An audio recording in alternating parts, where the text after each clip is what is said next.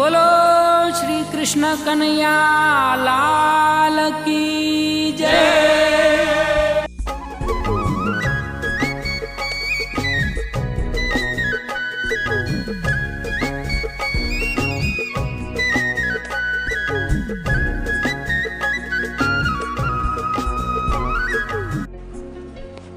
ओम नमो भगवते वासुदेवाय। पुरुषोत्तम भगवान की जय।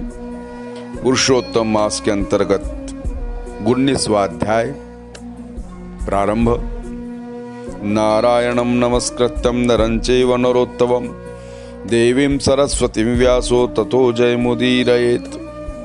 सूत जी ने कहा कि हे तपस्वियों, इस प्रकार कहते हुए पुरातन ऋषि नारायण ने नारद जी ने मधुर वचन से प्रसन्न करके पूछा, हे ब्राह्मण तपोनिधि, सुदेव ब्राह्मण को प्रसन्न भगवान ने क्या उत्तर दिया? सोए ऋषि राजा मुझे बताइए। श्री नारायण बोले कि इस प्रकार महात्मा सुदेव ब्राह्मण ने जब भगवान विष्णु से निवेदन किया तब भक्तवत्सल भगवान विष्णु ने अपनी वाणी से सुदेव को प्रसन्न करते हुए प्रत्युत्तर दिया। भगवान हरि बोले कि हे द्विजराज, जैसा आपने किया है वैसा कोई दूसरा व्यक्ति नहीं कर सकता। जिसके आचरण से हम संतुष्ट हो गए उसका रहस्य हम ही जानते हैं, आप नहीं जानते। यह हमारा पुरुषोत्तम मास जो बीता है सो पत्नी के सहित शोक में व्याकुल आपसे उस पुरुषोत्तम मास की सेवा आराधना हो गई। हे तपस्वी राज, इस पुरुषोत्तम मास में जो व्यक्ति एक दिन भी उपवास करते हैं या द्विश्रेष्ठ वे असंख्य पापों को भस्म करके सूर्यान पर बैठकर वैकुंठ को जाते हैं। सो आपको तो पूरा महीना बीत गया है भोजन किए बिना, और असमय में बादल आने से प्रातः काल मध्याह्न काल तीनों काल स्नान भी हो गया। हे तपोधन, आपको एक महीने तक अभ्र स्नान, मेघ के स्नान को अभ्र स्नान कहते हैं, मिला। उसका फल उतनी अवधि तक अखंड उपवास भी हो गया। शोक रूपी सागर से डूबे रहने के कारण आपको चेतना शक्ति न रही। इस कारण न जानते हुए भी आपको पुरुषोत्तम मास की सेवा पूजा हो गई। आपके इस साधन की तुलना कौन कर सकता है? वेदों में जितने साधनों का वर्णन किया गया है उनको एक तराजू के पलड़े पर रख दीजिए और दूसरे पलड़े पर पुरुषोत्तम को रखकर ब्रह्मा जी ने देवताओं के समक्ष तोला तो अन्य साधन वाला पलड़ा तो हल्का हो गया और पुरुषोत्तम वाला पलड़ा भारी हो गया। इसलिए भूतल के प्राणी पुरुषोत्तम की पूजन करते हैं। हे तपोधन, पुरुषोत्तम मास तो विश्व में सर्वत्र होता है, फिर भी पृथ्वी लोक में इसकी पूजा करने से विशेष फल मिलता है। इससे हे वत्स, वर्तमान समय में आप सबको धन्य है, क्योंकि आपने पुरुषोत्तम मास में उग्र और भीषण तपस्या की। मनुष्य का शरीर पाकर जो व्यक्ति पुरुषोत्तम मास में न स्नान करते हैं, न दान करते हैं, न व्रत करते हैं, न उपवास करते हैं, वे जन्म जन्मांतर में दरिद्र होते। इसलिए जो मनुष्य सब प्रकार से हमारे पुरुषोत्तम मास का सेवन भजन पूजन करते हैं वे हमारे प्रिय पात्र, धन्य और भाग्यशाली होते हैं। श्री नारायण बोले कि हे मुनिवर नारद जी, जगदीश्वर भगवान इस प्रकार कहकर गरुड़ पर सवार होकर निर्मल वैकुंठ धाम को चले गए और सुदेव शर्मा युगल दंपत्ति पुरुषोत्तम मास के आराधना से मृत्यु के पश्चात जीवित पुत्र सुखदेव को देखकर दिन रात निरंतर प्रसन्न रहने लगे। मेरी अज्ञानता से पुरुषोत्तम मास की आराधना हो गई और वह पुरुषोत्तम मास का सेवन फलदायक हो गया, और जिसके सेवन से मृत्यु के मुख में गया हुआ मेरा पुत्र उठ खड़ा हुआ। अरे आश्चर्य की बात है कि ऐसा मास कहीं भी देखने में नहीं आया।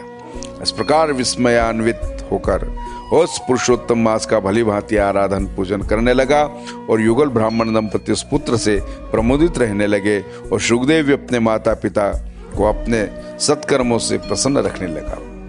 सुदेव शर्मा पुरुषोत्तम मास की स्तुति करते हुए आदर के साथ भगवान विष्णु की पूजन करने लगे और कर्म मार्ग में होने वाले फलों की कामना का परित्याग कर एकमात्र भक्ति मार्ग में वांछा रखने लगे। यह पुरुषोत्तम मास समस्त दुखों का नाश करने वाला सर्वश्रेष्ठ मास है। ऐसा जानकर प्रत्येक तीसरे वर्ष उस मास के आगमन पर अपनी पत्नी के साथ जप होम स्नान पूजा दान से भगवान हरि को प्रसन्न करने लगा। भजन करने लगा। वह द्विजराज अपनी पत्नी के साथ 1000 वर्ष तक दिन रात समस्त विषयों का भोग कर विष्णु भगवान के परम वैकुंठ धाम को गए। जो बड़े योगियों को भी दुष्प्राप्य है, तब वह भला यज्ञ करने वालों को कहां से मिल सकता है, जहां पर जाकर भगवान विष्णु के सन्निकट वास करते हुए शोक के भागी नहीं होते। वहां पर प्राप्त होने वाले समस्त सुखों का भोग कर गौतमी और सुदेव शर्मा युगल दंपति इस पृथ्वी तल पर आए। उस जन्म के सुदेव शर्मा आप इस जन्म के दृढ़धनवा नाम से विख्यात राजा हुए और पुरुषोत्तम मास के सेवन से समस्त रिद्धियों को भोगता हुए हे राजन, पूर्व जन्म की पतिव्रता गौतमी ही आपकी पटरानी हुई है। मुझसे आपने जितने प्रश्न किए थे उनके उत्तर मैंने दिए। हे महाराज, पूर्व जन्म में तोता पक्षी सुखदेव नाम से विख्यात थे, जिन्हें भगवान हरि ने पुनर्जीवन प्रदान किया।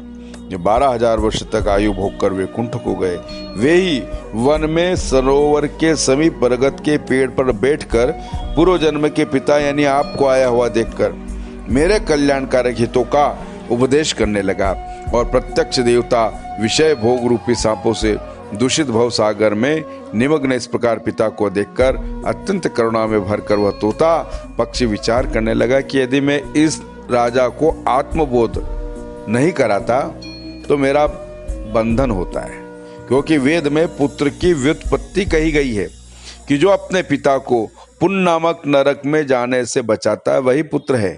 आज मेरा वेदार्थ का ज्ञान भी अन्यथा वृथा हो जाएगा, इसलिए अपने पूर्व जन्म के पिता के लिए उद्धार करूंगा। हे राजा दृढ़धनवा, इस प्रकार निश्चय करके वह शुक पक्षी वैसा वचन बोला।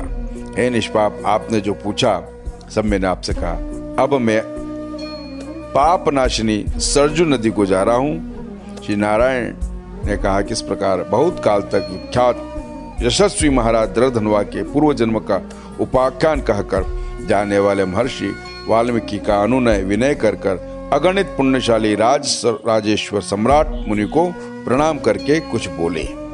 इस प्रकार बृहद नारदी पुराण के अंतर्गत पुरुषोत्तम मास में वर्णित श्री नारायण नारद संवाद के प्रसंग में वाल्मीकि प्रोक्त दृढ़धनवा उपाख्यान का पुरुषोत्तम मास महात्म कथन नाम 19 अध्याय 19वां अध्याय श्री कृष्णार्पणमस्तु, श्री द्वारकाधीशार्पणमस्तु।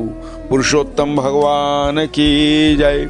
नमः पार्वती पते हर हर महादेव हर। जय श्री राधे।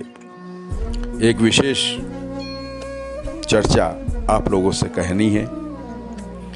वर्तमान में जो कथा चल रही है पुरुषोत्तम मास की, तो आप अपने घरों में ही पुरुषोत्तम मास का तो सौभाग्य अब जितने दिन शेष हैं लेंगे, इसका आराधना करेंगे, लेकिन अपने घर में जो पुरुषोत्तम भगवान है, बाल गोपाल श्री कृष्ण है, उनके सानिध्य में एक पुरुषोत्तम और इसमें मिलाइएगा। गीता जी, श्रीमद् भगवत गीता जो भगवान श्री कृष्ण ने अर्जुन जी को सुनाई थी, 15वां अध्याय का नाम पुरुषोत्तम योग है।